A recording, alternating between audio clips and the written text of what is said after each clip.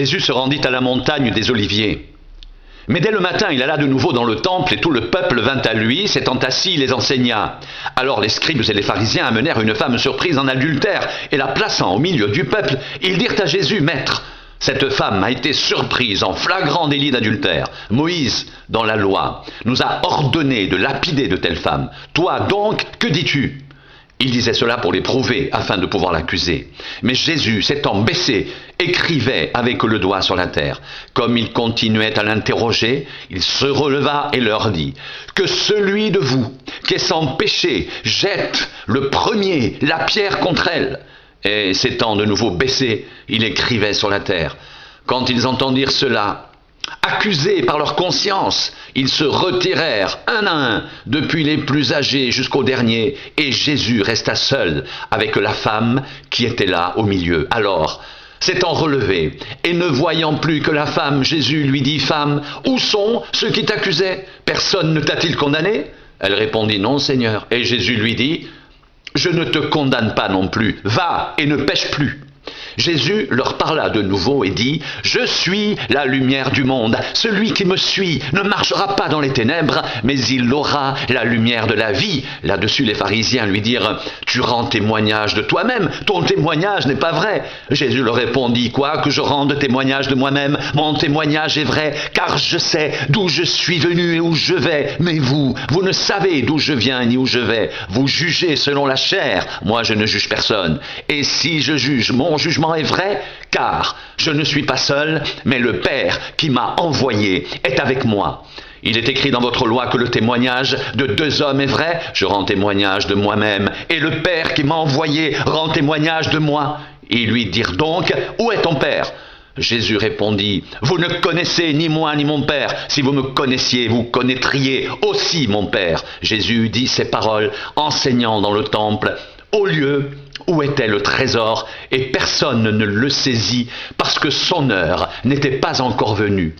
Jésus leur dit encore, je m'en vais, et vous me chercherez, et vous mourrez dans vos péchés. Vous ne pouvez venir où je vais. Sur quoi les Juifs dirent, se tuera-t-il lui-même, puisqu'il dit, vous ne pouvez venir où je vais? Et il leur dit, vous êtes d'en bas.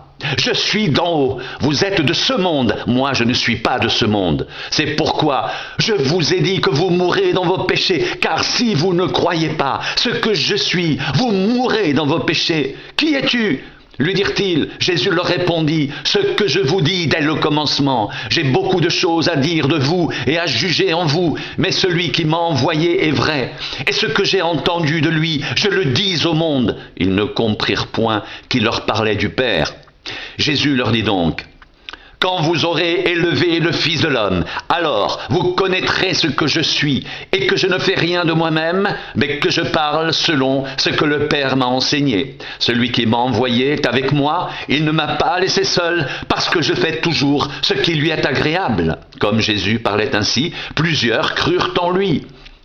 Et il dit aux Juifs qui avaient cru en lui, si vous demeurez dans ma parole, vous êtes vraiment mes disciples. Vous connaîtrez la vérité, et la vérité vous affranchira. Ils lui répondirent, nous sommes la postérité d'Abraham, et nous ne fûmes jamais esclaves de personne. Comment dis-tu, vous deviendrez libres? En vérité, je vous le dis, leur répliqua Jésus, quiconque se livre au péché est esclave du péché. Or, l'esclave ne demeure pas toujours dans la maison, le Fils y demeure toujours. Si donc le Fils vous affranchit, vous serez réellement libre. Je sais que vous êtes la postérité d'Abraham, mais vous cherchez à me faire mourir, parce que ma parole ne pénètre pas en vous. Je dis ce que j'ai vu chez mon Père, et vous faites ce que vous avez entendu de la part de votre Père. Ils lui répondirent, notre Père c'est Abraham. Jésus leur dit, si vous étiez enfants d'Abraham, vous feriez les œuvres d'Abraham, mais maintenant vous cherchez à me faire mourir. Moi, qui vous ai dit la vérité que j'ai entendue de Dieu, cela Abraham ne l'a point fait.